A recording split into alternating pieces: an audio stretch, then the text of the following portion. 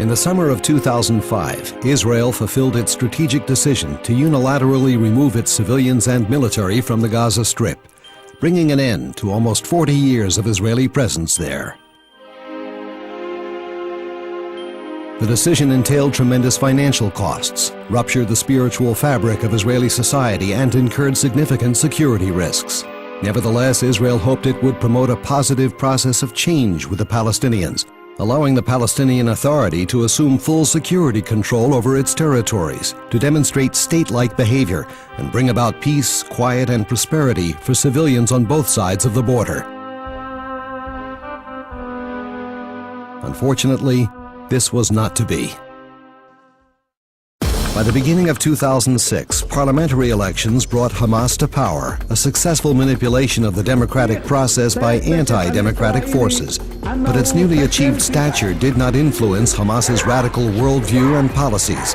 Apart from Palestinian Authority President Mahmoud Abbas, Hamas now makes up the entire Palestinian government. Yet it still refuses to recognize Israel's right to exist, to cease terror attacks, or even recognize previous agreements with Israel.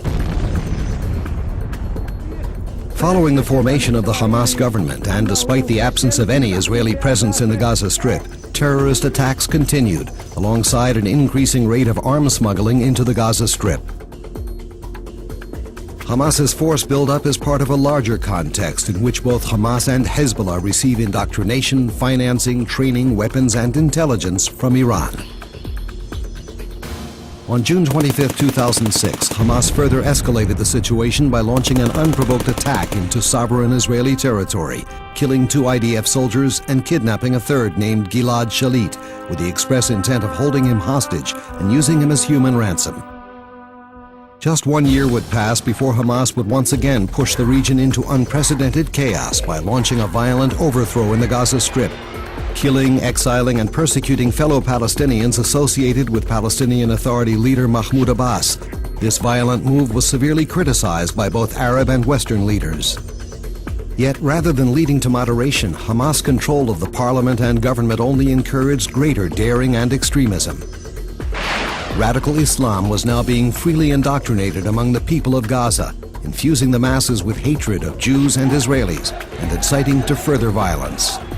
Hamas radicalization of the Gaza Strip and its constant momentum and escalation did not go unchecked. Effective Israeli security measures, together with international pressure, brought about an Egyptian-brokered State of Calm agreement in June 2008. Yet rockets continued to fall in Israeli territory and weapons continued to flow freely into Hamas stockpiles. During the second week of December, Hamas unilaterally terminated the State of Calm agreement, clarifying its intentions by initiating a barrage of rocket and mortar fire into Israeli territory. On the final evening of Israel's 2005 disengagement, an IDF officer locked the last gate between Israel and Gaza with the intention of never returning. The Palestinians no longer had the Israelis to serve as an excuse for continuing their attacks. Since then, instead of striving for a final status agreement with Israel, Hamas has marched directly into confrontation, escalating threats at every opportunity. Every state has the explicit obligation to protect its citizens.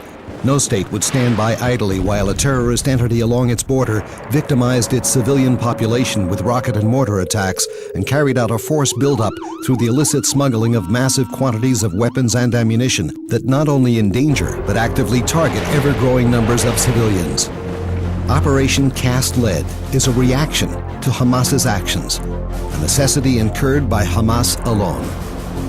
It is interesting to juxtapose the methods used by both sides. While the IDF makes every effort to avoid injuring non-combatants, Hamas intentionally targets civilians. The IDF develops doctrines and uses sophisticated weaponry for precision attacks to limit collateral damage to a minimum. Hamas, on the other hand, aims its weapons at civilian population centers to inflict as many casualties as possible. While the IDF engages in high-intensity military operations, it allocates considerable attention to the well-being of Palestinian civilians, facilitating and supplying humanitarian aid. Hamas cynically uses its own civilian population as human shields, behind which it hides weapon stores and fires rockets into Israel. Hamas has traditionally taken Israel's restraint as weakness, but Hamas is mistaken. This restraint stems from the strength of Israel's defense forces and the resilience of its society. But tolerance cannot come at the price of innocent civilian lives. Since the beginning of Operation Cast Lead, Hamas has drastically increased the pace and range of its attacks against Israel. Within the context of its right to self-defense, Israel is and will remain unwavering in its commitment to ensure the security of all its citizens.